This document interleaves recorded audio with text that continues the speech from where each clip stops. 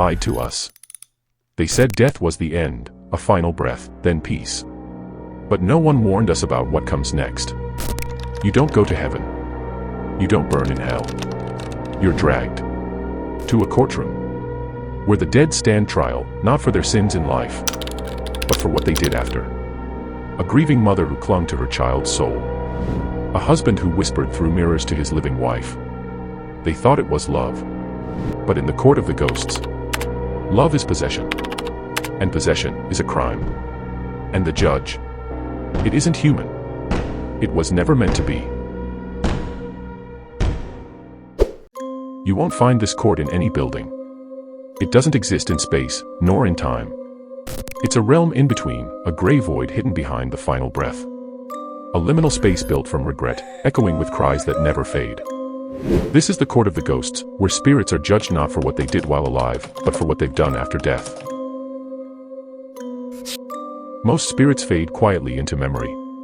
But some linger. They haunt, they whisper, they reach into the living world out of love, anger, or guilt. And for that, they are summoned. Here's what happens when a ghost is called to the stand, and punished beyond imagination.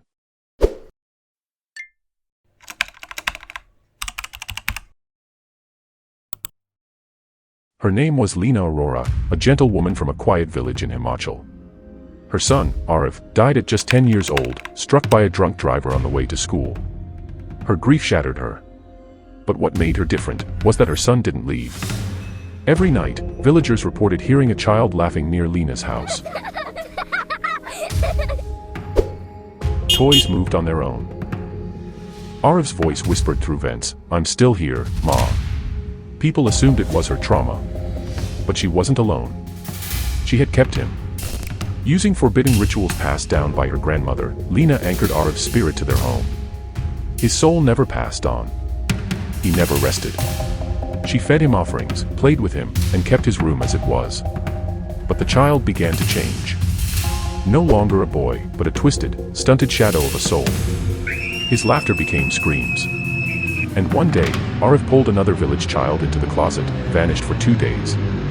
When the boy was found, he spoke in Arav's voice, "Ma said I could stay forever." That night, the court summoned Lena. Dark marble pillars. Shadows with no faces. A gavel that echoed like thunder. Lena stood barefoot, her sari soaked in black fog. Across from her stood the judge of loss, a spirit cloaked in the scent of burning memories. "Lena Aurora," the voice boomed, "you have committed the crime of soul imprisonment. You turned love into chains. Your child was not yours to keep. But I couldn't let him go," she sobbed. "He was all I had. Then you will learn what it is to be forgotten." Her punishment? To roam the earth as a nameless wraith, never to be remembered. Her son released, and her face wiped from all memory. Even the wind would not carry her name.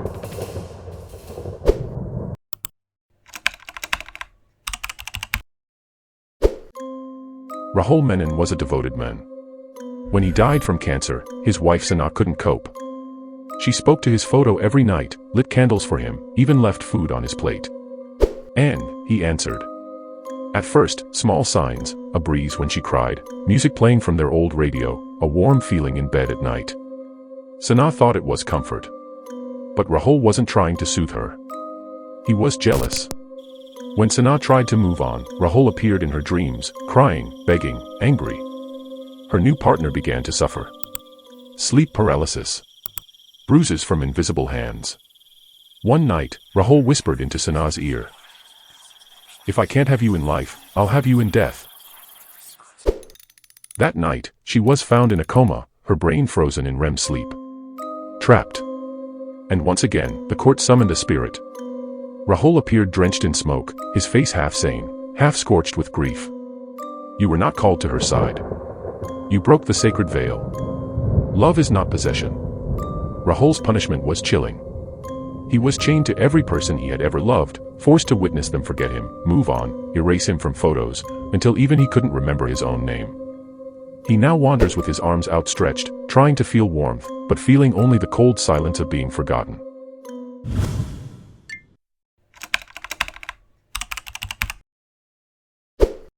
There was one spirit, different from the rest.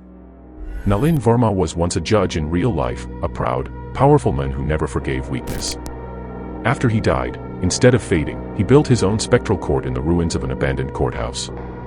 He began judging the living. Every person who committed a crime in his old city felt a presence watching them. Some confessed inexplicably. Others were found hanging in their cells, whispering, "The judge sees me." He believed he was doing good. But in the afterlife, there are laws even ghosts must follow. The court of the ghosts summoned him, a judge brought to trial. Nalin stood before the council of the hollow, spirits who had no eyes, no mouths, only ears to hear the truth. "You passed sentence without consent," they said. "You ruled from vengeance, not justice." His punishment was eternal silence. His own tongue stitched shut, his ears filled with screaming voices, his ghost court shattered into echoes. Now, in the ruins of that courthouse, if you stand very still, you can hear gavel strikes. But they're not real. They're his heartbeat, trapped in endless judgment. So, the next time you feel a presence in your room, the next time you hear a whisper from someone you lost, ask yourself, is this love, or a sin? Because in the afterlife, even ghosts must answer for what they've done. And the court of the ghosts is always in session. Thanks for watching. Don't forget to subscribe AI Storytelling YTS for more videos.